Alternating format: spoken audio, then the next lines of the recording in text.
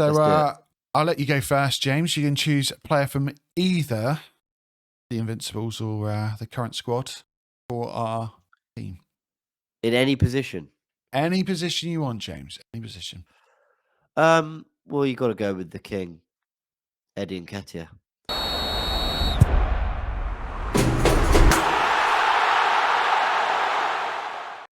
All right, James. Nice to have you on board. Pleasure to be here, mate. Thank you for inviting me on. This is a good time for this, because if we'd done this 12 days ago, 11 days ago, I'd have felt a bit gutted about the end of the season. Not because the team weren't brilliant, they were brilliant. But 11 days is enough time to actually just go, yeah, let's reflect on the good. So good timing, I'd say. But thanks for having me on. No, I appreciate it. You've done me a massive favour. Actually, I've got to quickly put out a small word to my sponsor, which is Alex from the Different Knock, otherwise known as my pimp at this moment in time. And he sends his love. That's literally his words. Send my love to James. Tell him how much I miss him. So, he's a class act, isn't he? He is. All the boys are lovely. Really nice guys. He's a bit obsessed with me now, actually. Maybe I should say something. No, I'm kidding. Bless his heart. No. Keep him on a string. Oh, yeah. Play hard to get. Exactly. No, he's a class act. And what he's done with the Different Knock is top as well. So, appreciate him putting me in touch with you.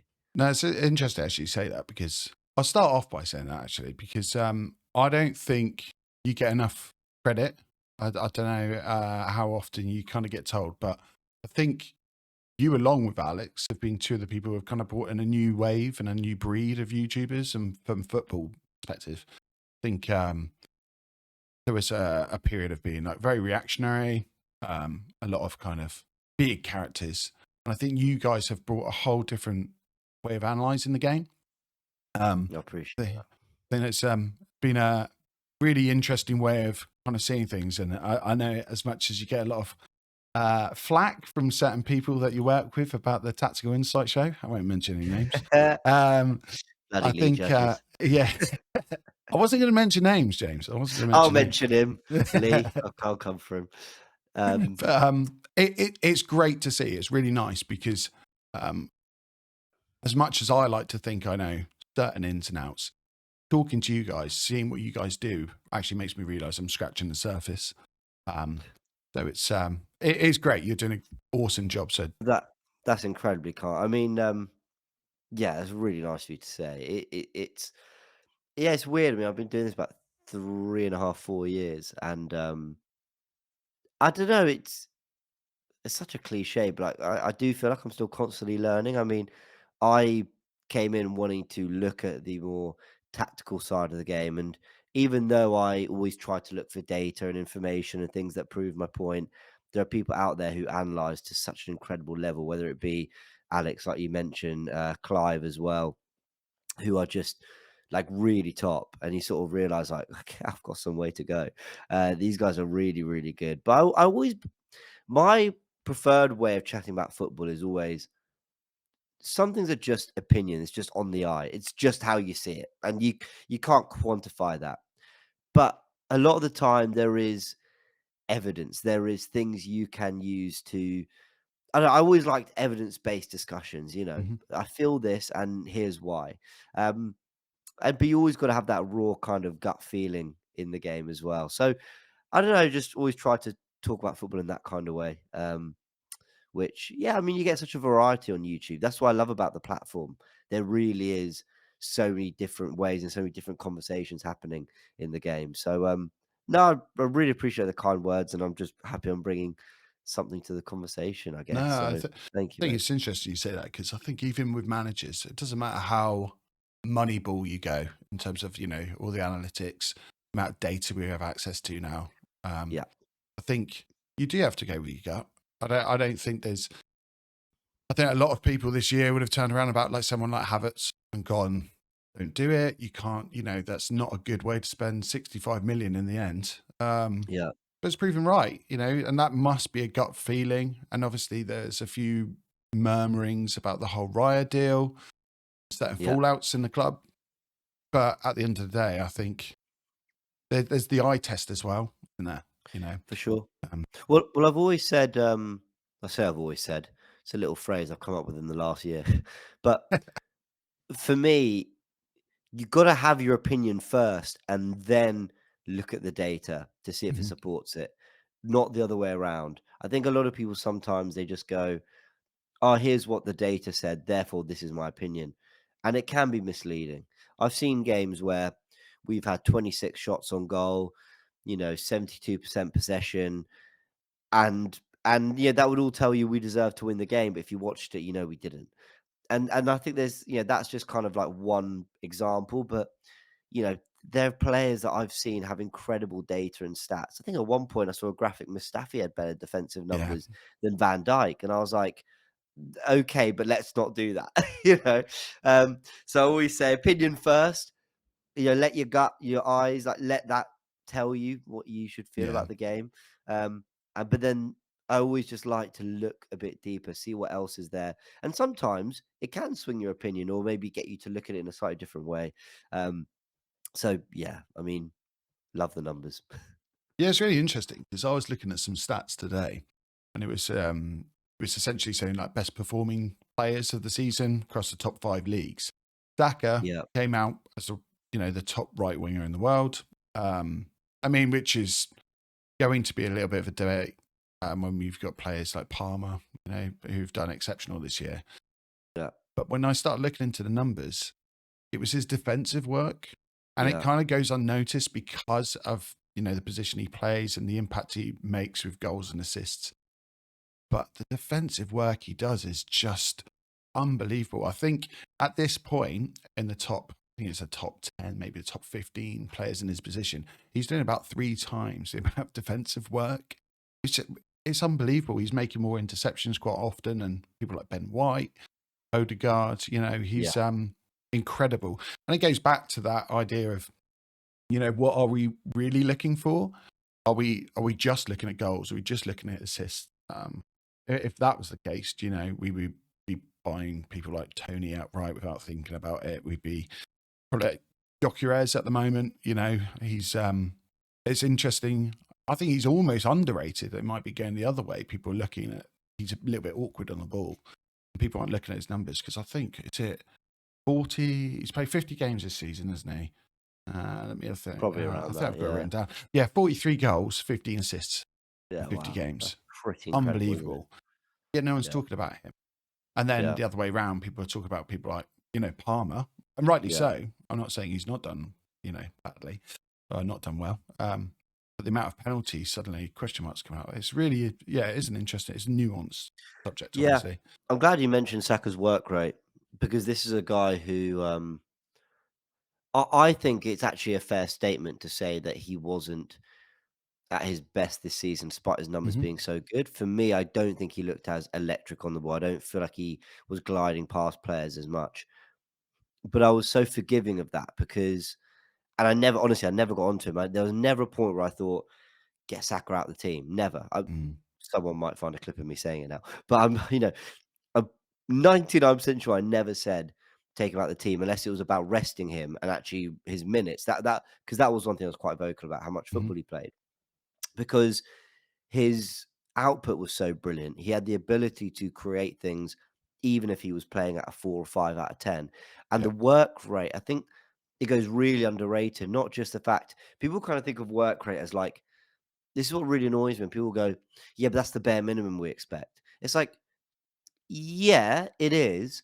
But let's not mistake the fact that players can think they're working hard. They don't always know that they can run around like, a headless chicken, sort of pressing, and then they're bypass the press really easy. Then they're not doing anything to actually help the team in that situation. Hmm. They can run a tackle lots, but actually, you make a load of tackles. Also, if you don't come away with the ball and the team have picked up the second ball, then it doesn't matter as well. It's so easy to just say, yeah, but working hard is the bare minimum. What Saka does so well is whether if White has to go out. I'm trying to think of a game. Who did we play recently? I think it was in the running. They played with really wide wingers. Dare I say it was Man City? It might not have been. I can't remember. But I remember Saka was so often tracking in between White and Saliba. So Yeah, he was it could always well have tracking been. the underlap. But then when we were playing Bayern, the overlap was coming from Alphonso Davies, I think it was anyway. So he was tracking on the In outside. the first You know, game, was that? so yeah, so there were Yeah. different games where they had to do different things. And I think that goes under the radar. How often it's not just about working hard and running back. It's about like being tactically, mentally switched on and off the ball. And Mhm. Saka doesn't get anywhere near enough credit for that. And you've mentioned it here. I know Alex has mentioned it with I think with Rohan, he talked about it. And it's something I've definitely been trying to talk about lots is his work rate. I mean, Martinelli gets a lot of credit for his work rate because there's a lot of high intensity sprints and winning the ball back. And I'm not discrediting that. But because Saka doesn't demonstrate it quite in that way, he doesn't get the credit for it. Mhm. But his work rate's unbelievable as well.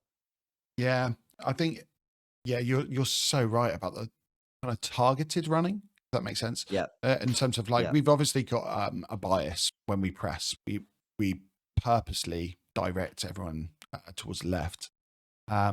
And if you watch Odegaard, it's not just the fact that he leads the press, and it's yeah, not just the fact that he leads it with intensity. He directs the press.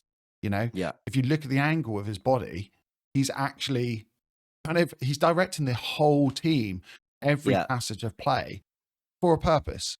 yeah, It's and obviously there's probably phases before that that we have no idea about. There's yeah, certain times that they're making that decision, but it's unbelievable when you start looking at it and then you go the amount of then high intensity runs that they're making. It's yeah. just unbelievable. Now that's one thing I'm It is. worried about this year.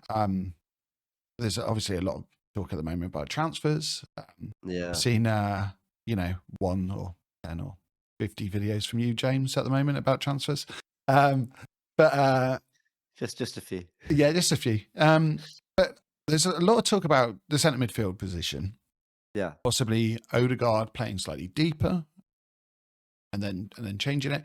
I'm really worried about that, and not because of his creative output, but yeah, it's actually defensively how we start to press higher up. yeah, And every decision we have to make now, we've done so well this year. yeah, I think, regardless if you get another 8, if you get a 6 to come in, you get a centre forward, you get a left winger, all of them are going to make a huge impact in the way that we actually press. yeah, And it's a huge decision for Arteta. I'm glad I don't have to make it. You know, it's yeah, a bit different doing it on FM than it is doing it in yeah, real life. But yeah. what It are seems your to kind always of work out on Football Manager, doesn't Yeah, it? it does. Yeah, I Yeah. seem to have a lot more money than Arsenal in real life as well. I seem to Yeah. make a lot of money. And I seem to be able to convince anyone. I mean, Mbappe wants to join. Brilliant, you know? It's Yeah, when you're not getting £15 million offers for Ramsdale and you're getting the 60 or 70 that you as an yeah, Arsenal fan you really want. But yeah, yeah, where would you go this year in terms of transfers? Obviously, we need a backup goalkeeper with Ramsdale yeah. effectively leaving. It looks like. Well, let's start there. Do you think we're going to get much money for him? Oh, really great. And I did a video on this. But really great discussion. I felt a lot of people in the Arsenal world I follow, like Tim Stillman, Alex, who's been referenced far too much in this podcast for my liking. Yeah, we'll No, edit that out. That's fine. yeah, we'll just bleep his name every time. Um, no, they made great points. You know, Tim was sort of saying, look, value doesn't always equal the quality of player, Mhm, which is absolutely true. And then Alex was saying, sure, but you know, if you've got a player who is 26, England international, quite frankly, as good as he was before we signed Raya, was probably a 60, 70 million pound player, at least to mhm, us. That's probably what he was worth. You know, he said, if we're not getting 30 million, what are we doing? I agree with both. You know, I'm willing to acknowledge that once upon a time, Ramsdale's value, certainly when we signed Raya last year, and the question was, okay, well, if we sell Ramsdale, how much for? I was going, well, 50 million. He's a 50 million pound goalkeeper. And I'm willing to accept that after a year of sitting on the bench, probably can't ask much more than 30. However, and I'm not Edu, and I don't know what his job is like, and I can't imagine what it's like, but I would draw the line there. Me mhm. sitting at my, table in my living room, I would draw the line at 30 million and say, what's the benefit? Because Yeah. if you want a genuinely decent backup, because I don't want to be rude because he seemed a nice guy, but we can't end up with another Matt Turner, and we can't end up with another. Um, oh, I forgot his name. He played so little for us. The guy we signed when we For sold Bright Martinez. to Brighton, Bournemouth. No, Or Matt is that the Ryan guy was you all think? right. Oh, no, yeah. The guy we signed, Runnison. Oh my God. I've erased him from Yeah, my from, yeah, from yeah. my memory. Same. Oh Well, we God. we we cannot end up with that level of number two. Honestly, we can't. No. And that is a big thing for me that, they don't have to be Aaron Ramsdale's level, but my word, they have to be somewhat dependable. I like the links to Jason Steele because he's at least brilliant on the ball. On the ball. And he's been sort of, playing regular minutes for Brighton over the last couple of years. So, yeah, a player like that. But again, if what's it going to cost to get these linked players, whether it's Steele, Bilo, 10 million for, 10 million, you yeah, know, I think it was the most 5, recent 10 link for million for Bilo. Steele, 15 million for Bilo. So at that point, have we benefited much from selling Ramsdale for 20 million? Mm. 25? I just don't know. I draw the line at 30, because he's ultimately just that good a goalkeeper. Yeah, my big question is, why did we give Ramsdale the bumper pay packet in the summer? Obviously knowing that we're bringing Raya in. My only thought is that Did they we went, know? pardon? Did we know? And not us as fans. Did the club know? I don't I, know. I mean, we had a lot of links prior to us getting to Ramsdale, really. yeah, I mean, the deal was incredibly good. I even said at the time, because people obviously jumped down, the club's throats because everyone loves Rambo. Ramsdale's been brilliant, and his character's great as well. yeah, He's kind of made himself part of the Arsenal family. yeah, However, for 3 million, yeah, on a loan, and then another, is it 27? I think yeah, later on, it's a no-brainer, especially when Tottenham were offering more than that last yeah, summer, and we ended up. I don't know how that ended up happening, yeah. um, but I'm guessing it's the links to the goalkeeping staff. Uh, Yeah, I think it could be something to do with that. I think if I were to venture a guess, I would think that Arsenal went into last summer actually not 100% sure on what they wanted to do. I think they knew they wanted to do the Rice deal and the Timber deal. mhm. Havertz became available, but every report I've read, unless I'm mistaken, has said that we were looking at Gundogan, Mount, and then Havertz sort of actually became available. And with his kind of unique profile, Arsenal went for that deal instead of the others. So if Havertz hadn't been on the market, I don't think we'd have gone knocking on Chelsea's door saying, "Hey, we really want to take this player from you." Um, Now, David Raya, they couldn't agree a deal with Brentford, or Tottenham couldn't agree a deal with Brentford. And I just think as the summer went on a little bit, Brentford maybe, found a backup or a new number one. He was entering the last year of his contract, I Yeah, think. yeah, I think so. So I think he got to the point where actually his value just declined because they were in a situation where actually they felt they probably really needed to sell. And I think didn't they get him to sign a new contract? I think they got Ryan to sign a new Yeah, contract it's 1 year once the extension, deal wasn't was it? agreed. Yeah, and to be fair to Tottenham, and I don't give them much credit because Yeah, at Tottenham. yeah, I think they did the right thing. We're talking about if the offer doesn't come in for Ramsdale properly, you say no, you just leave it. And I think that puts us in a better negotiating position for later years. yeah, I think Tottenham did the right thing. They turned and they went down to the Vicario route. yeah, And they said, actually, what was it? Was it 15 million in the end? I think they paid for yeah. him around Maybe it that. was a lot. Yeah, Um, and to be fair, that's the right decision because you cannot, and the clubs I think are finally realizing since January, you can't keep spending this type of money and just going, okay. And I it's think, nice to see clubs put their foot down a little bit. I think what you saw in January was clearly PSR and FFP and everything is having a bit of an impact on finally, club spending, but more so, I don't think it's that clubs can't spend. I don't think the Premier League or whoever makes the rules actually want to put these clubs in a position where they can't spend money and get better. I think it's more, I don't know that. It's just a gut feeling, but I think it's more the fact that actually clubs are just not going to part with that cash unless they're more sure now. I think what you had for about 3, 4 seasons in a row was really reckless spending. Oh, 80 million here. Oh, 50 million pound here. And actually, I think clubs have just had to stop and go, hold on a sec. There are millions being wasted from everyone. I mean, really, Yeah. most clubs have had. I mean, it's funny, right? Brighton are sort of known as the club that always kind of get the business right and their selling is incredible, whatever. I think I was looking at some of their transfers, some of their money spent over the last years. I mean, they've wasted a little bit too. Mm. Every club has got that 15 to 30 million pound player that just didn't work out.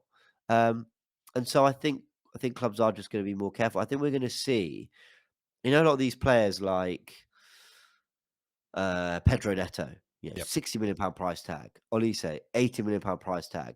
Kudus, £80 million price tag. I think what we're going to find is these players actually go for about 20 million less than maybe the clubs would have expected them to have a year or two ago, just because clubs aren't. They're just going to say no. If it's not doable, we won't do it. Yeah. I think it's interesting you say that because I think finally Transfermarkt could be closer the actual Yeah, valuation because I yeah, used to laugh, I used to go, right, take 50%, add it on because as soon as, and when you get bidding wars, just went absolutely through the roof. I yeah, think, yeah, I think you're right. We're finally actually seeing, I think in this market, true value. And I think the club have been, I mean, on the whole, they've been really good. I think it was really interesting. I don't know if you remember a few years ago when we got in Ben White, Tomiyasu, we started this kind of path that we've been on. And I yeah, remember Gary Neville saying, they've got no plan, they've got no idea. yeah, It was obviously a very, very clear direction for the club to be moving in. yeah, But I don't know if that's a media driven idea, but it might have been this idea of, you need to spend big to show ambition. And it's not the case. Man United are, clear evidence that it doesn't work like that. Chelsea as well recently, you can't, spending does help, but it needs yeah, to be purposeful spending. It needs to be spent in the right direction and the right areas. yeah. No, I totally agree. I mean, Arsenal also, with their spending, I actually think it's been the bigger signings we've been more on point with. Mm, It has been the bigger investments that actually have gone, oh, fair play, we've got most of them right. Ben White for 50 million, no one's laughing at that now. But at the time, everyone was ridiculing us because of Kanate and Varane. Fafana and Varane. Yep. And Ben White, plays 3 times the positions and so far has played them, 3 times as well. He's just, and he's been brilliant. So I sort of trust Arsenal in the window, but I will Mm. say I just have this feeling that Arsenal aren't 100% sure what they want to do this summer. I think they No, know the areas they want to tackle.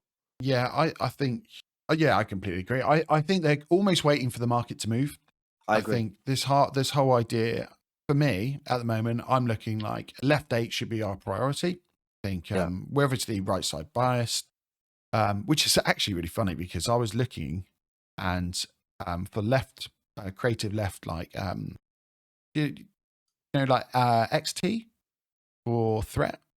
Oh yeah, Yeah. expected threat. Yeah. So currently, and this is outrageous, Zinchenko and Martinelli rate Yeah. number 2 for the left-hand zones and creating threat, which I Yeah. found hilarious because both of them haven't been mentioned this year, have been, I would say, in the top 3, like, Yeah. underperforming players at Arsenal. But Yeah. however, they're making them the threat down that side. Um, so I think the left 8 would probably make the most sense. However, I think the club are waiting. I think they're saying, right, can we get an Onana? Is a Fafana ready? Is there an opportunity for Musiala? Possibly, and I worry about buying with company next year. I really do. So maybe You think it's. that'll be good? I no. I'm thinking the opposite. Yeah, I think I that'll be terrible. worry. Company has, to me anyway. He's Yeah. got this. I don't know. Do you remember when? Oh, you're probably too young, James. When Roy Keane went into management. I remember him Oh, managing at Sunderland. you remember Steven Gerrard going into management? Oh yeah. Yeah. That's what I have an air about. Like Yeah. I have this I don't know. I could be wrong, but Yeah. but No, I mean, environment is king.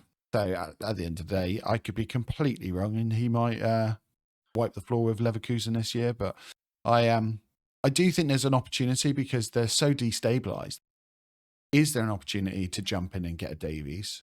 Is there an opportunity to make a wild bid and get Musiala?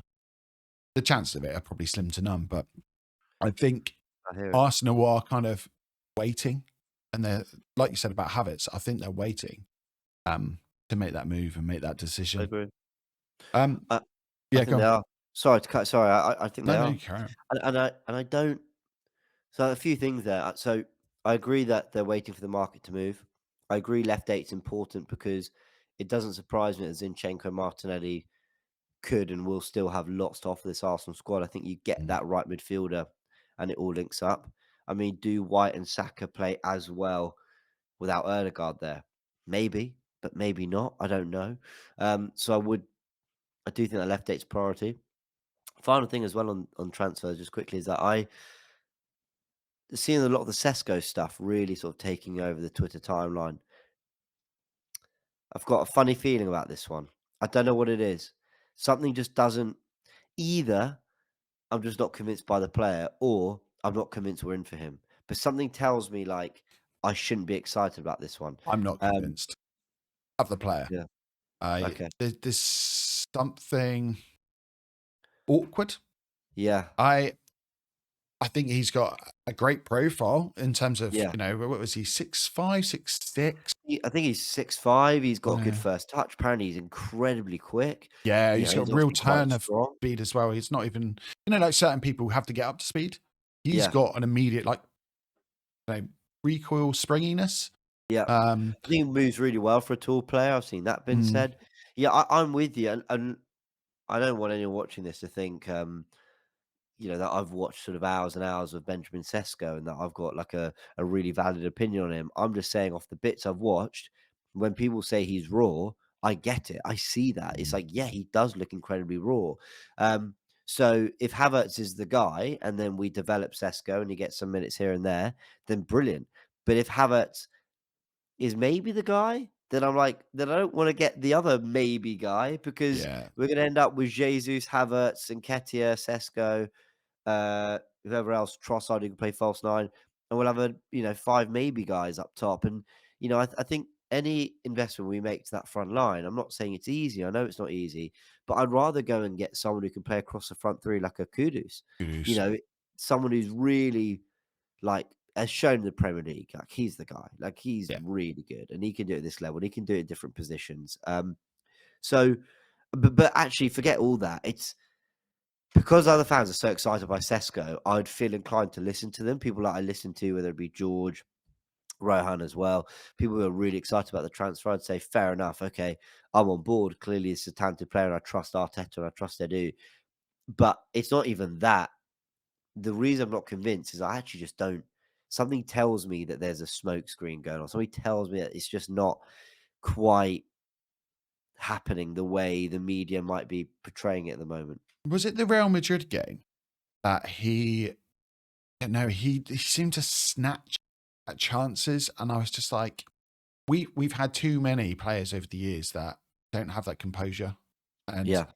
I think because I don't think he's going to come particularly cheap, No, probably in the 50 grand scheme million. of things. And I think, is that what we want? Do Yes, we want fair to be question. waiting and then thinking, I'm glad we don't have the days where we're going, I wish we had a player that could put that away, And Yeah. it was only last year we were saying that about Jesus, saying, oh, is he a real clinical nine? Is he someone who's going to put it away? The other doubt I have is defensively, is he able to work like a Jesus or a Kai Havertz? I'm not entirely sure. And there's always risks with every transfer. The only person I can see as a number 9 right now that could come in, and we've kind of got the mileage data, I'll put it that way, Yeah. is Osimhen. But Okay. Yeah. for us to get Osimhen in terms of a defensive unit, I can't see that coming. So I think, to me, I think our best options really are Gyökeres, and Isak, obviously. And I would say probably those two. And then a Kudus as a kind of, he can play on both wings. I think Jesus' future is on the right wing. I don't think we're going to sell him. I did a video. I don't think he's going to go. Yeah, I don't think he But should. I don't think he should. I think he is an incredibly talented footballer. It's just injuries. So I don't want Jesus to go. I just always think of the squad like this, right? Can you maybe not going to have 22 players who are all first team quality, but can you have a squad that looks like something like Saka and Kudus, Havertz and Jesus, Trossard and Martinelli. I see a blend of height, power, pace, tight, skill in tight spaces. I feel like you've got a six there that you can put out in lots of different ways. Kudus left, Saka right, Havertz up top, Trossard false nine, Martinelli on the left, Saka on the right. Jesus on the right, Havertz up top, Trossard on the left. Like I could see lots of different combinations that offer different things, whether you want, right footers on the right, left footers on the left, or players on their stronger foot cutting inside, whether you want height up top or you want trickery, the false nine for extra body in midfield. I see lots of different options there, which is why, for me, the way Kai Havertz ended the season up front, which by the way really surprised me. I didn't think he'd be that good up top. I'm sort of thinking, well, just add whatever you add to the forward line, whether it's a striker, a left winger, a right winger, just make sure they're quality. Because then we can reshuffle everything. If you sign, all right, not Mudryk, but what Mudryk was meant to be, right? Rashford. People keep talking about Rashford. If we were to sign a Rashford, all right, then the balance of the squad becomes Rashford, Martinelli, Trossard, Havertz, Saka, Jesus. And that feels totally balanced. But it's about, for me, just whoever we sign in this forward line, I really, really need them to have quality. They can be raw. They don't have to be perfect. They don't have to be 25 plus, but they have to have clear, undeniable quality. If we sign someone who looks a bit awkward, looks a bit clumsy, we hope in 2-3 years' time, a good example is Darwin Núñez. Yeah. Liverpool fans will go, oh, he's raw, but look at that quality he's got. Okay, yeah, but he's completed 2 full seasons now. Do I see a quality player? No, I see a good player who, but for 70 million, whatever they paid, that's where it is for me. Whatever profile, whatever player you get, right, left, or down the middle, as long as they clearly bring something pretty special to that Yeah. front line. Is there anyone at this moment in time? Yeah. Is there anyone that you particularly would like?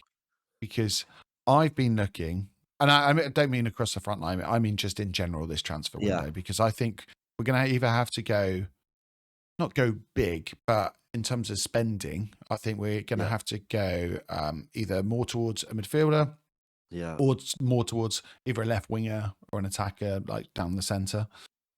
De Jong, his name's been thrown about, which I would love. I've just, I would love that idea of a Rice, De Jong, and Odegaard. 3 is amazing. Yeah. But even then, I still have just a hesitation in regards to, can he play as a 6? Because obviously I'm not saying he can't play as a 6 before this gets clipped up and suddenly I go viral. Can he play as a 6 defensively? Because I completely understand for dictating the play, but really he's a free 8, isn't he? He's really good at carrying. He's really good at receiving, being first receiver, building up. But he needs to work almost in tandem with another creator, whether that's a winger. I could see him working quite well with a Trossard or an Odegaard. Yeah. But he needs overlapping runs. I don't know if he can kind of hold as a 6, which we know Rice can obviously do. So obviously, I'm presuming Arteta would have thought about this. Obviously, I'd hope so. But even then, I look and I think he's probably right at the top of my tree. I'm still not convinced. But is there anyone that you'd like to get, or anyone that you'd think, oh, that's likely? I'm so torn. Let's go through 5 names quickly. Just 5. Um, Douglas Luiz Madrid. been linked, and I'm not overly convinced by Douglas Luiz. Good Hmm. player, very good player, in fact. But what are they going to want? 80 million? I think there's others in the market. Onana, Everton. I think if you sign him, I really liked him at the Emirates actually. Even though all Yeah. focus for me was on West Ham trying to find 3 goals. Um, I was watching Onana and I thought, yeah, he's a talented player. And if Arteta can coach him the way he coached Partey to play deeper, because Partey arrived as a box to box, Hmm. if he could coach him in that way, and then you've got Rice sort of playing that 8, then that could be interesting. I've really gone back and forth with this, but I think Rice is a 6. I think Rice is at his best when he's winning the ball back in midfield, sitting in Completely front of agree. Saliba and Gabriel. So I would I would love a De Jong. So the other 3 names for me were De Jong, Locatelli, and Guimaraes, who for me can Ooh, all play. Locatelli. Yeah. So Locatelli we were linked with 3 years ago, and I love that link because he's 6'1", he's really good on the ball, up and down, he can be a 6. And I think whoever we sign, and actually it fits with pretty much all those players I mentioned, they can alternate with Rice, who's the 6, who's the 8. One of Hmm. my favourite things Arteta did this season, I thought was so brilliant and went under the radar a little bit, was the way he asked Jorginho to be the 8 against Liverpool at home. He said, "I don't want to pull Rice away from Saliba and Gabriel, not Yeah. when they get lots of their forwards central, not when they really pack out that area of the pitch. Let's let Rice dominate, but I don't want to lose what Jorginho offers in build up. So let's see if he can give us something a little bit more in that position." I thought it was brilliant. If we Yes, use De Jong in that way, where we mix and match, okay, high press team, we need our best progressors out the back here, get De Jong in the 6. But if it's a case of we're actually going to earn possession of the ball, we're going to have it for most of the game, we're going to be camped to their half, we're trying to defend transitions, then you just flip the dynamic slightly. hmm. So I think De Jong's perfect for that. And have I watched him loads at Barca? No, but we all know his quality. We all know the quality he possesses, and that would be a number one choice for me. Guimaraes, I think, is a little bit of a hybrid of a De Jong and a Locatelli. Yeah. He's got that bit of running power.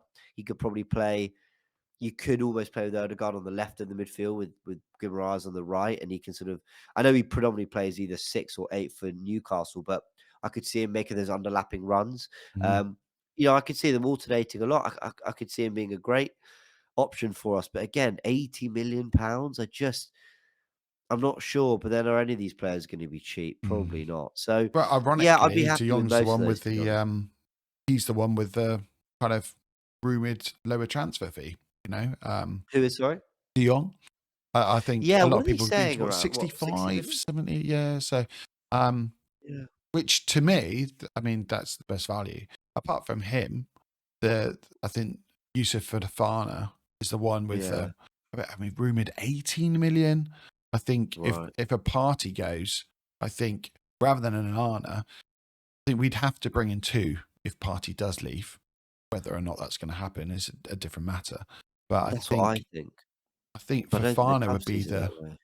yeah, and that's the thing, isn't it? We're always double guessing what they're thinking. Yeah. They could be completely. I know. I was listening to George talking, and essentially he was saying the best way is by going with a left back that overlaps. So Yeah. like a Davies, bringing him in, and then he was saying an Anana that sits, a Yeah. bit more physical, a bit more combative, and doing it that way. But I don't know. We're just at this point just completely double guessing. Um, going Well, to be Arsenal interesting have a though. surprise. They always have a surprise. Like Ryan Havertz were surprises, and we're all thinking, what can we add now to add to Arteta's puzzle? And Arteta's actually torn that puzzle apart, and he's like building a new one. That's what's the missing piece? He's going, "I'm bored of that one. We didn't win the league. I'm done with it. I'm looking at the new thing now." And I'm convinced that last season he tried to build a midfield that was about Erdegaard being more involved in build up, Rice Yeah. breaking up play, and Havertz playing this unique off the ball role where it was about winning possession, it was about pressing well, and it was about making runs and beyond, and it was about stretching teams. And I'll be honest, I think it was a bit galaxy brain from Arteta. I think it was a bit, I think he did a bit too much with that one, but I do also give them credit. I think they recognise that Havertz could probably play quite a few positions, Yeah. and that actually it was worth the investment because they believed in his quality, and it was just about finding the place. I think up front, and it's sad, actually, we knew this since the Community Shield, but I think up front is clearly where he's most comfortable. And it's clearly where he imposes himself more on the game.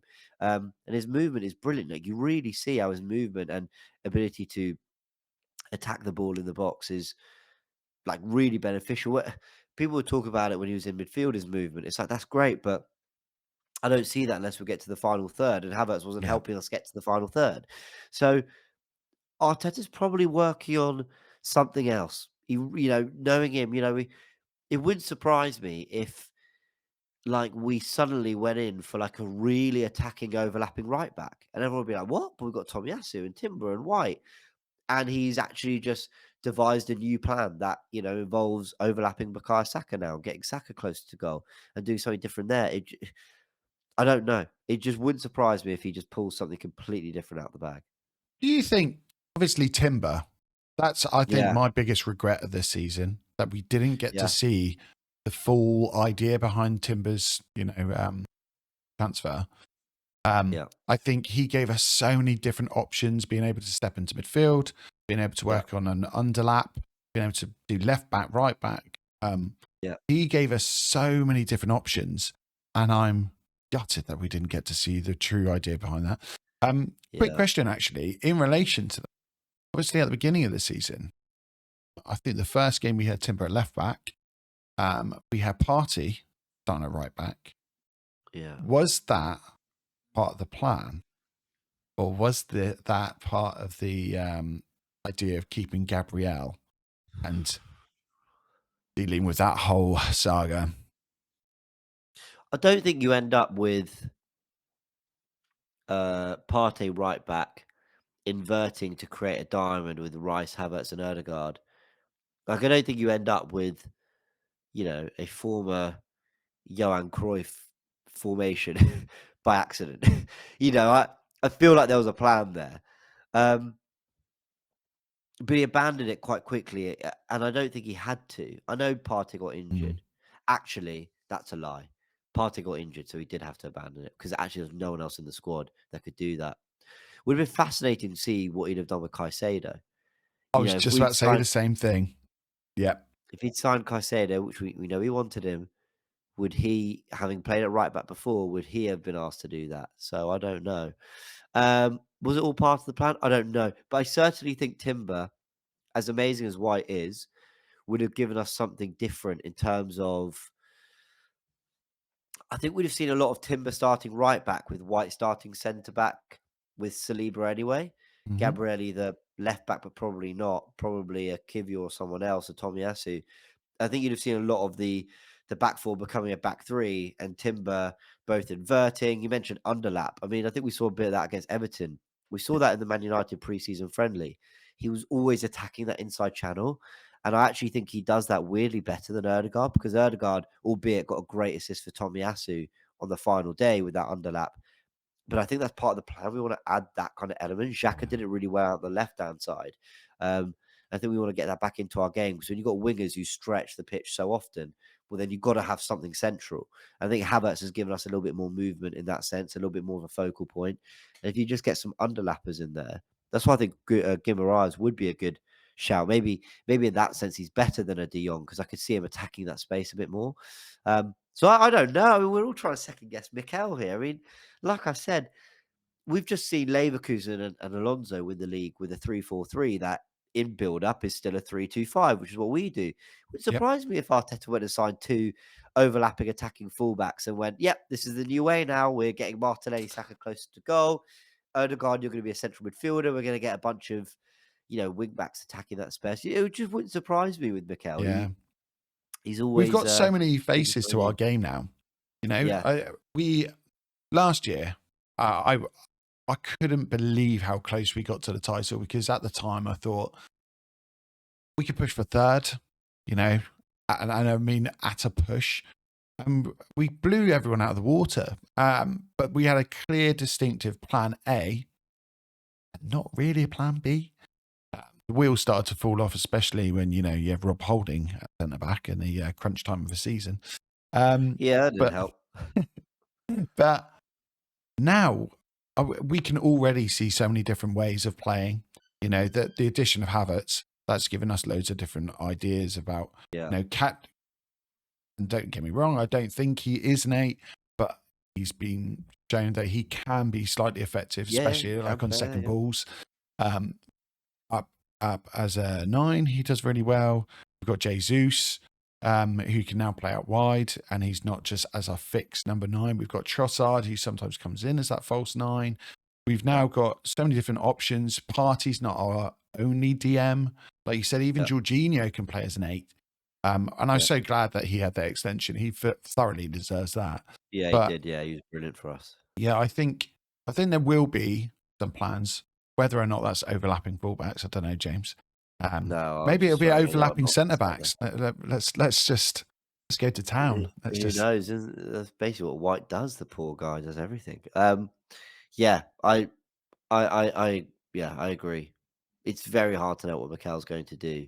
And we do have different faces. I used to get so frustrated back in the Plan A phase when it was like, do something different, do something different, do. But I've never been a football coach unless my university academy team counts. It was like I think Arteta. I think he knows. Obviously, he knows I could try different tactical plans in game.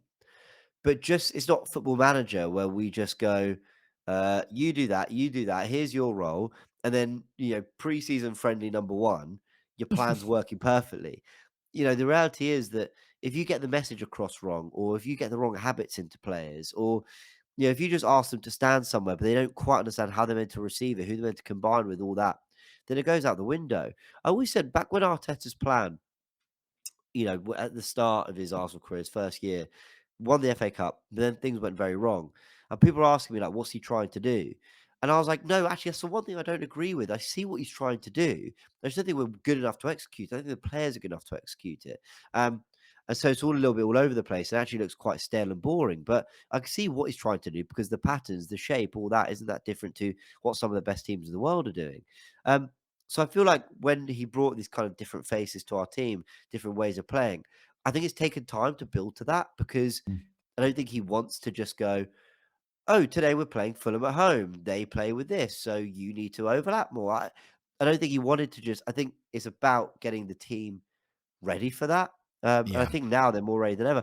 I have to say, with all that, I mean, that's me giving him a lot of sort of credit and saying, will benefit the doubt, let's say. But I think next season, like we have to look a team that can attack in lots of different ways, like we yeah, did the end of this season. We've got to look like a team that throughout the campaign has lots of different ideas and ways to play. If Havertz isn't doing it, he's losing the battle. Get Trossard in that false 9. Get someone who's a little bit more wriggly, and a little bit more awkward to defend. Who outnumbers midfield and gives us different options. I think we need to have those different approaches next season, like throughout the campaign, because I feel like it was only the last 4 months we really saw that from Arsenal. yeah. And I think that really kind of links in with departures this year because we've got Yeah. people, we even saw Trossard. Do you remember we saw Trossard in the 8 in Yeah, we pre-season? did. And which And is West Ham obviously at home. something he was thinking about. But people like ESR, Yeah. Vieira, and their next steps, I think Vieira will stay. Yes. And he I should. think ESR might have to move on. And I think we'll Yes. find out in the next couple of weeks because am I right in thinking that they've had talks this week That about was his a future? Charles Watts report, yeah, that Smith Rowe's had talks on his future. I I have to be honest, I'd love to be a fly on the wall in those talks. I mean, what's being said? You know, Yeah. "Oh, we think you're really good." "Well, you're not playing me." "Oh, yeah." They're like, I don't know what the conversations are. You're not as good as him, You though. know What's that? You're not as Yeah, good as him, though. you're not quite that guy. And I have to be honest, I really like Smith Rowe. I really do. But I don't know where he fits in this team. I just don't see it. I think the best, uh, or or let's say the most he's looked like he's fit was actually the last 30 minutes of the season when Yeah. Zinni and Timber came on and they double inverted. So you had two players in build up either side of Rice, and you had Smith Rowe and Erdegaard in the pockets. And I thought, I see that, but we've tried it for 30 minutes. Yeah. And I think we tried it the beginning of the season 2 years ago when we played Partey, Erdegaard, Smith Rowe. We tried to do something Yeah. like that when we beat Burnley and Norwich and whoever. So I think we've attempted this kind of thing, but I just don't think Smith Rowe fits. I don't think he's good enough technically on the ball. I don't think he's bad, but I don't think he's got that. It feels like every player can play a real pass. I don't know if he's got that level, that quality of pass. Vieira, for the fact he's had a disappointing first 2 seasons, I really see final third quality in him, and I can see difference making quality in him. Yeah. And I see how he could be like a good understudy to Erdegaard or play out on the right every now and again and just be a general good squad player. Yeah, I find with Vieira, he's almost got that innate ability to break a low block. He, even passing from deep, he's a pass with bite. I don't know if that makes any Yeah, he sense. does. So I Totally used to, agree with you. you probably won't know him actually. I used to play football with Wayne Quinn, played for Newcastle, West Ham, The name Sheffield rings a United. bell. So left back, very good player. I mean, obviously he played Yeah, Premiership football. yeah, But one of the things that he used to do was he would hit the ball and it'd be, just off the surface of the ground. But he'd hit a good yeah, 30-yard ball with yeah, bite. And it would, if I tried to play that, I'd have to lift it or it'd have to be across the floor. But he would keep it just above the ground every single time. yeah, And that's what Vieira reminds me of. He has that ability to float a ball if he wants to, but he's also got that pass. Whereas I think ESR, his I don't know, God-given talent is carrying the ball. I think the only other player we've got really who does that from central areas is Partey. yeah. Rice can do it, but in a different kind of way. But I don't know. It What was about really bizarre. Zinchenko? Yeah, I mean, he does. However, see, I put this argument across, actually. I won't say who it was to because we've mentioned his name too many times. Oh, not that guy. No. Ooh, Yeah, it's annoying as well because he's my namesake. So, yeah. the Temu version, the Wish version. Well, him. That's what we'll put. He's gonna watch us and think they were slagging me off for a whole Yeah, hour. what's that all about? But no, I was saying to him, I feel like Zinni could become our fourth choice centre midfielder. With Elneny leaving, I think that almost leaves a space for Zinchenko to come in and actually play midfield when he's obviously played left back for most of the time and he's played that inverted role. But I do feel that is a possibility where we're getting overloaded and we're getting kind of overrun in that position. Yeah, He could come in and play that because we don't have that kind of profile. yeah. Maybe that's where you go and, you waste another 60 million on De Jong, get him in. Maybe that's a better idea. But there we go. I mean, yeah, De Jong. Sorry, Zinni. I want one more season from Zinchenko. I'm not done with that player yet. I think there is. He came in and he did something in his first season that I just haven't seen from anyone else. Mm, And when you've got a very unique talent like that, the ability to invert, know when to do it, pick up the ball off the defense, be the springboard for attacks, thread balls through the eye of a needle. He was that player that would play the pass. You'd think we've just got kind of pretty settled possession, then suddenly we were in. And it would be a ball into Xhaka or a ball into Eddie or a ball into Martinelli, or Jesus. And I wouldn't give up on him. I think he needs one more season, and we need to see if we can still get something out of him. Because being left-footed and actually not the slowest at all, can you get him to overlap every now and again? Can you put him on that side with Trossard? So if Trossard tucks inside, he goes on the outside. He came on when City needed 3 goals to win the title, and a lot of his good work was done on the overlap. So I still want to see more from Zinchenko. I almost feel like he's gone through this period. Do you remember, was it last season when Trent was almost getting targeted by teams? And it kind of became a running joke with fans that, opposition Yeah, fans say, everyone's targeting him. He can't defend. He obviously can defend. It's Yeah, just in that system, he's going to have certain deficiencies. I think that's almost what's happened to Zinchenko this year, where teams have yeah, gone, right, if he's on, we're aiming for him because Ben White, by and large, is going to be a more difficult route or avenue. Gabriel yeah, has to come across. That's, he comes across when Zinchenko enters and makes the box midfield. Ironically, Zinchenko's aerial ability really underrated. He wins a very lot of underrated. aerial duels. And I I think agree. maybe he's gone through that period. I'm hoping he's gone through Yeah, that period. And, next year he'll move on. But it is bizarre how the two players in Jesus and Zinchenko, they're the two that drove us towards challenging for the title. yeah, They're now the two names really that are almost on the chopping block for a lot of people, that people are saying, look at their wages, look yeah, at how far they've taken it. Can they take us that next step? Can they help us win the title? Can they get us across the line? And it's so funny how this idea of mentality comes out. yeah, People saying, oh, well, actually, maybe they haven't got the mentality. They've won a couple of premierships themselves. I don't think that's the problem really. But yeah. yeah, But also, like, so who says they have to start every game? I mean, what's a Guardiola? Won a title with them in the squad, and he signed them. He clearly saw no problem with them. yeah, Yes, he sold them, but he sold them for good money. And to another manager who's doing really well. They're clearly good players. They're clearly valuable. Um, I think if 60 million came in for Jesus and 40 million came in for Zinchenko, obviously Arsenal are probably listening to that, yeah, but they're not going to come in. And so would I be looking to offload them? No, because I just think they still offer something unique to this squad. And, when I look at the squad, because that's what a lot of people or a lot of reporters are saying, that Arsenal are going to look to really improve the squad this summer more than necessarily the first 11.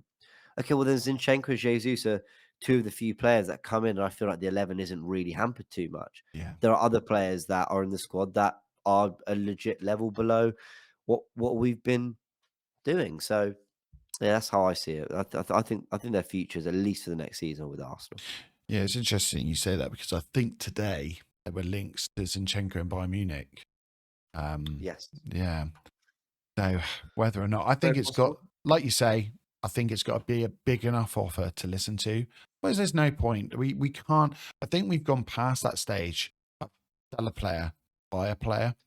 I think Yeah, we now, like we talked about Party earlier. If Party leaves, I think that means we need two, in midfield. I but it's think, Arsenal, isn't it? yeah, yeah. The thing It's with us, yeah. it Well, always feels like we leave the job a touch undone. It does with every as good as the signings have been and the last few summers. It always feels you know, like wow, Kudus was a miss. I knew it last summer. I was like, I really want this guy, and I watched him for a year at West Ham. I'm like, I just knew it. Obviously this guy's brilliant. We could see he yeah, was brilliant. And it's always felt like, whether it be not having cover in certain positions and then injuries, and then you see what happens. It's just, I don't know. I hope Arsenal, I don't think they have to do loads. I don't even think we have to sign 6 or 7 players. I think 3 outfield players, a goalkeeper if Ramsdale leaves. And honestly, I think you're then covered and you've got a squad that you can genuinely depend on. That is yeah. without major outgoings. If there's a major outgoing, well, then major money should have come in for him if we're doing our job right. So then you go again. Yeah. Do you have faith in Edu to get a lot of money though? Edu, I think, has been brilliant at addressing the right players with Arteta for Arsenal, Hmm. and actually has been very good at getting some good deals done. But on the selling front, we've really fallen short, in my opinion. Um, but let's see. I mean, ultimately, I care more about the incomings than the outgoings for sure. Yeah, It's not my money. But yeah, it just feels annoying when I see a report, Chelsea are demanding 25 million for Amari Hutchinson. It's like, and I felt wrong putting 20 million on Eddie Nketiah. Like, are we serious? But I don't know. That's where yeah. we need to improve. You are right. You are right. Um, right. Before we finish up, James, I'm going to get you Yes, to play a little game in a minute. Okay. let's do it. So we're going to. I presume you know the Invincibles. not the Oh, the podcast. squad. What? The Yeah, Invincibles Arsenal title winning team. yeah, that Yeah, lot. Yeah, okay, that's fine. that That lot. will help you. That will Exactly. put you in good stead. They've And come up once or twice. yeah, yeah, I will. they're I trademarked will now. So they I are. don't know if Thank we you, can say that.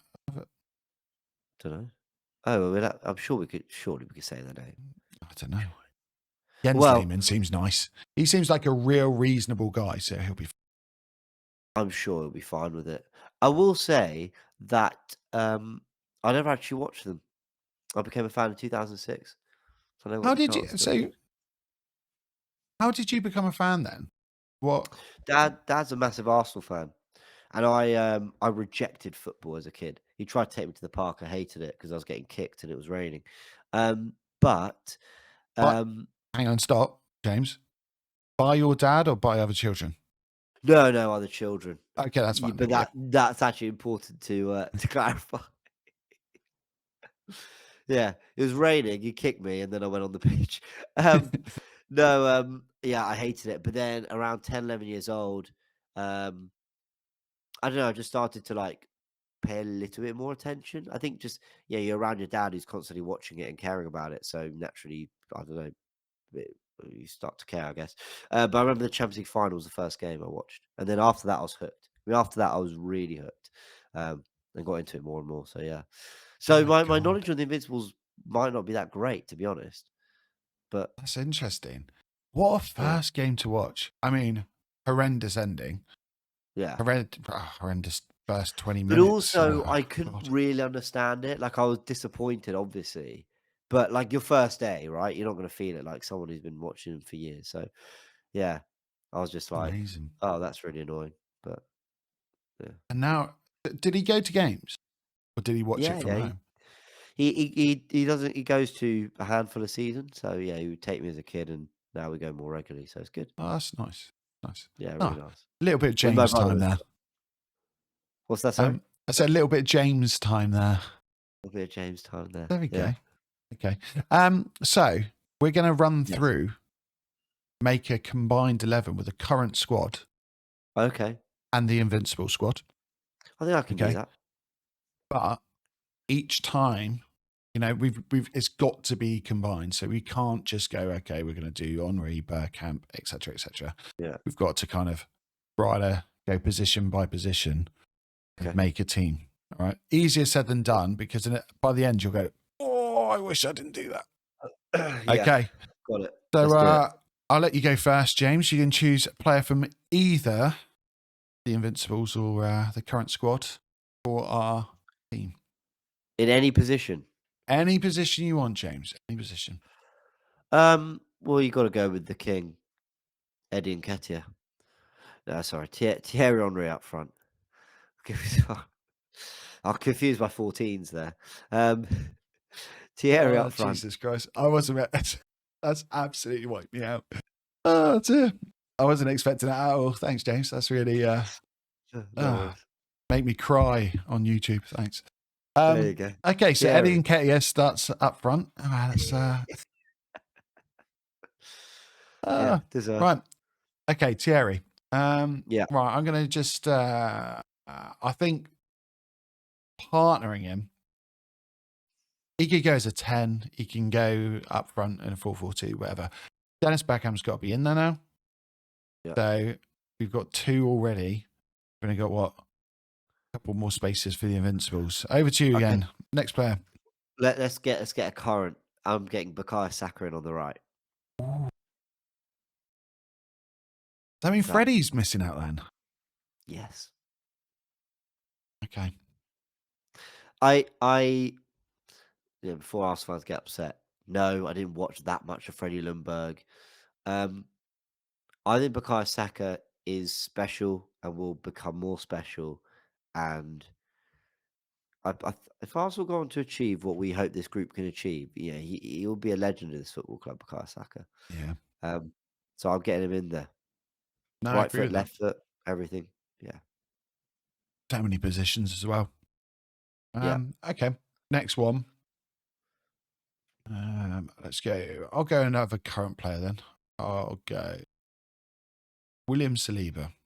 Yes. Lovely, Putting him lovely, in. lovely. Putting him in. I But with think. who? Go on, James. Are you gonna? Is that your place? Are you gonna put in another centre back now? No, I'm going to bottle it and go for the left back, Ashley Cole. Oh, are we allowed to speak L- his name? Is that all right? I don't know. I think we can. You know, the left back position is a problem position for Arteta, and it was for Pep Guardiola too. These are, both managers have gone through a lot of different left backs, and I'm not quite sure how they want to address it. Mm. Um, so just sign Gavardio for 85 million and turn him into a left winger. But Ashley Cole, yeah, has to be. God, he would be worth so much money these days. Yeah. Unbelievable player. Going forward Yeah, and backwards, unbelievable player.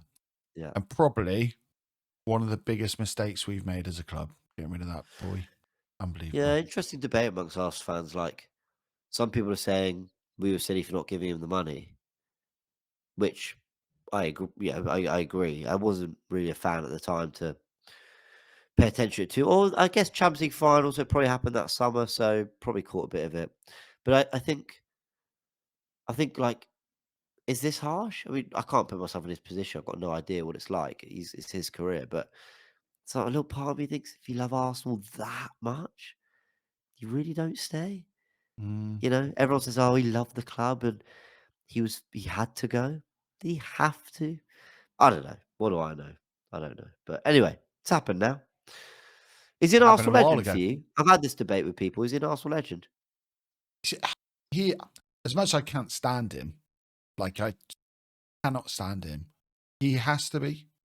He's, I would say, yeah, he's the best left back we've ever had at the club. So regardless, I think you've got to kind of, is it compartmentalize? Is that the word? Yeah. Before I do a Lee Judges here, make up a word. I think you do. You have to look in sections, and I think that part of his career at Arsenal, Yeah. he's a legend, regardless. Yeah. I think he's one of the few kind of people that have the whole snake thing thrown at them that would count as a legend. I don't think RVP is. I don't think he No. did enough. He didn't win us the title. In fact, No. he won us our rivals the title directly. But I think Ashley Cole has to be, and he was there for such a long part, and he came through, so it makes Yeah. it makes a big difference. Okay, so Ashley I Cole. don't So know. you, Yeah. okay, Cole's in that team. So over to you then. okay. So we've got 3 invincibles now. Yeah, because we Yes. got Bergkamp, Henri. Okay, I'd have to go for someone current, aren't I? Thinking Declan Rice. Yeah. I Ooh, would agree with yeah, that. Declan Rice. I love Again, it's more. Gilberto. Yeah, it's more because of where I think Rice is going in the game, Yeah. more so than what he's achieved for Arsenal. But And I'd love to yeah. see, I mean, we haven't put Vieira in. I'm hoping Vieira gets in this team. Let's just do it now. Vieira's my next shout. So Yeah, okay, Vieira Rice. so. Okay, that's fine then. Because Yes. I'd love to see that dynamic of those two Yeah. going back and forth. Both, Yeah. both hold, both can plow forward. Oh, Yeah. that'd be. And really, you know what? I've never thought about that. Really similar kind of physiques. And I know Declan Rice was putting something out the other day about his mobility and that he's like hypermobile. And Right. Patrick Vieira always came across that way. Yeah. Players would try to go past him, and his limbs would seem to like extend Yeah. further and further. You just couldn't get away from him. Yeah, Declan Rice, Patrick Vieira. So, it's back to me then, isn't it? Yeah. So, hang on. How many invincibles we got? We got Bergkamp, Henri. 4.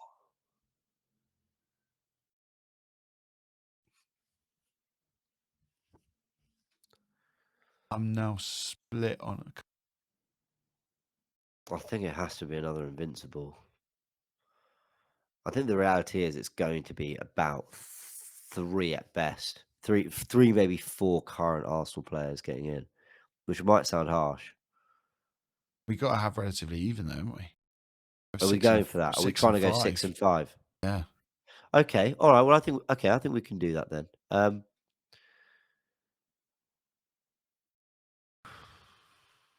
I'm looking at Perez. I'm also looking at Sol Campbell. Okay, so you watch these guys. Mm-hmm. Where's the bigger gap? Sol Campbell to Gabriel, or Perez to Martinelli, Trossard, and whoever else? Regardless how I answer this now, anyone watching it is going to come for me now, aren't they? Probably. Thanks, James. You've just given me a real loaded question there. Really I guess appreciate that. my point is, could you go if we're going 6 and 5, we're trying to genuinely balance it out, so it's fair. I've seen pundits in the game who have. I think it was Jamie Carragher and Gary Neville saying that Gabriel and Saliba can go on to become Vidic and Ferdinand. So I mean, I think otherwise I've drastically misquoted them, but I'm pretty sure they said I'm that, or pretty said that sure they said Gabriel is better than Maldini. well, now That's that what I've is heard. well, let's spread all these. Quite Okay, frankly. that's I think when they're doing their Monday Night Football awards, they said, okay, cool, maybe I misspoke a bit there. They definitely said, or maybe they said they could be another Ferdinand Vidic. They could be another Terry Carvalho. Like, I think they were saying that maybe they could be another great partnership. But those names were definitely thrown out. I mean, if you're talking about these two potentially getting to that level, then that's extraordinary. And Perez was special. So maybe that's how you do the 6 and 5. Maybe you go with the two centre backs and you get Perez in there. yeah. I think both Campbell and Perez are really underrated. Like Yeah, criminally, because people forget Perez was like player of the year and was outrageously good in big games, came up with big goals. He's what you know what? He's so similar to Trossard in yeah. that he's got a really awkward running style. He had is it duck footed when you're kind of your knees are kind of I inwardly don't even tilted. know. So yeah, so Perez kind of had like an interesting running Yeah, like style. I guess you could say, right? Yeah. Running style. Can you have a running style? yeah. I Um, think so. I think that works.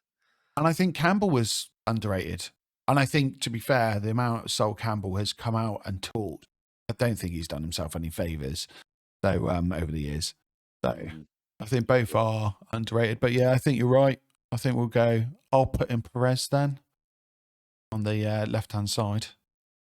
Yeah, So that means we got Gabriel. yeah.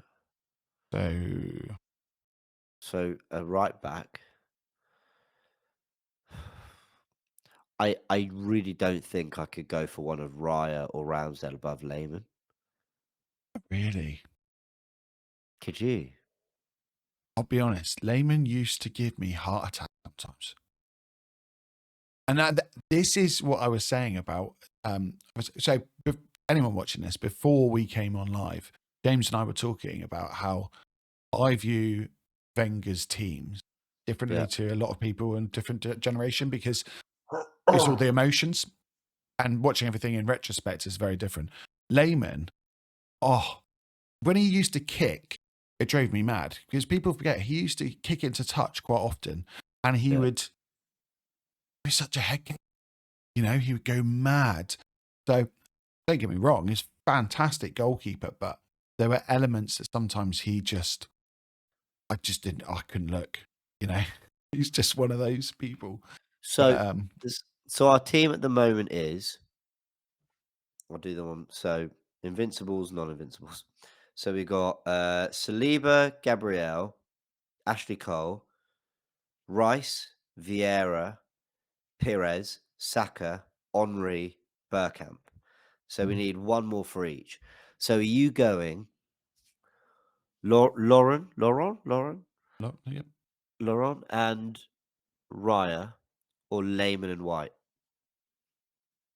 That's your decision, James. It's your turn. Oh no. Because I love him. Because I absolutely love him. I'm getting Ben White in Cedric. the team. It was nearly Cedric. It was very nearly El Neni at right back. But Ben White, I'll get why not? I mean, also, it's not the thing is, it sounds criminal to say, so 3 of your back 4 are gonna, make it over the Invincibles when we lost 5 games against a team that literally by name lost none. But we conceded the fewest goals. No, maybe it's not the fewest goals we've ever conceded in the league. But it was a very we were defensively very good. Similar to George Graham's team. Yeah, I think we're right. We're right up there. Do you know what? I think we did. Just to back my point, I need to see this. Let's have a look. How many goals did we concede this season? 29, was it? Yes. Table. 29. I plucked that out. I don't know how I found that. Okay. Premier League table 2004. Right. Here we go. 26. All right. So they did Oh. wait, hold on. Is that right? Yeah, 26. Hang on. Here we go. The Invincibles conceded 26 goals. It's only Okay. 3 worse. Yeah, 29. Yeah. It's tight, isn't it? Fuck it. We'll get White in there. Also, I love Raya, but he's also made too many errors for me. Like, I think he's definitely improved us in a lot of ways. I think he'll get better next season. I think next season we'll see more of his shot stopping ability, and I think he'll save us a few more times. I think this was a bit of a slow burner first season for him. You could see where he improved us, but there were a lot of goals that I just looked at this season and went, "You could have bailed us out of that one, couldn't you?" And he didn't. Yeah, there are a lot of things that remind me of Lehman with Raya. Like Right, okay. a lot of parallels. Maybe that's just me. There's probably people going to go absolutely mad about that. But it goes back to what we said at the beginning. It's not just stats; it's the emotions you get from certain players, and Yeah, you true. know, And yeah, actually, for all of Raya's errors, I don't really panic. Like when he makes a mistake, I'm almost surprised, and I shouldn't be because he's made a few. But I'm always like, "Oh, I felt quite comfortable. Why have you done that?" Yeah, there's something about I love Raya. It his does exude a reaction. calmness. His reaction to any mistake brings calm. If it brings calm to me, it must bring calm to the defenders as well. Absolutely. I I think thought the that way he handled the North London derby after his error was unbelievably impressive. I almost thought in the moment I wanted to kill him because I was like, "Why are we're 3-0 up and you've done this? What on earth are you doing to my mental health?" But now we've seen we won the game and we came through it. To see the way he responded, I came out with a more positive impression of Raya because of the error and the recovery than I did had he just cruised throughout the game and not had much to do. Um, so he's definitely got the mentality. I will give him that. yeah, and he's probably had the most horrendous environment to come into because had to win over the squad. Yeah, He's had to win over the fans. yeah, He's had to win over the pundits, lest we forget, yeah, because they obviously made it as hard as they humanly could for him. It was yeah. They're on constantly it. in the media. And he's come out really, really well. I think he's done He's really looking. well. And starting of next season, he's now got a back 4 or a back 5 that he knows really well. The Yeah, system's set up. He won't have this Ramsdale, I presume. He won't have this Ramsdale thing hanging over him. yeah. Yeah, I think he'll go strength to strength, really. Hope so. Right. I think we'll call it an evening there, James. Yeah, it's But been a great chat. Thank you for thank you having me. very much. So if anyone wants to catch James, he's on James B AFC. He's is it James Gooniverse? Is that right? Yeah, that's a little name. A little word. I'm trying to make more mainstream. The That like your Gooniverse. your Swifties, your Gooniverse. Is that? Maybe not quite, but that's an idea. No, I like that. No, Maybe I should get some merch. yeah, yes, yeah. I'll send some pictures across. Yeah, I've got some ideas. Um, obviously on AFTV, Forever Arsenal, the Tactical All that. Insight Show, and your podcast, James. Obviously, you've got your own podcast. What days can people Yeah, catch that? it's on hold at the moment because because it squeezed every inch of like every drop of energy out of me. I thought, why did I start a podcast? No one's doing this. Why don't I start a podcast where it's 5 days a week, every day throughout the whole season? Well, not every day, 5 days a week, except for weekends throughout the season. And I realized why no one does everyday podcasts, because you have to be mental to do that. And I yeah, I learned the hard way. So the season's over now, so don't expect me to upload anything to it. But it will be back That's in some that's very capacity. honest of you. Don't Yeah. worry, It'll be back in the some capacity Gooniverse for the will new be there. season. The your Swifties, they'll be there. Well, I'm just gonna send them all go to the James B channel. But honestly, thank you so much for coming on, James. And if you haven't done so, please like and subscribe. Cheers and go on, everyone.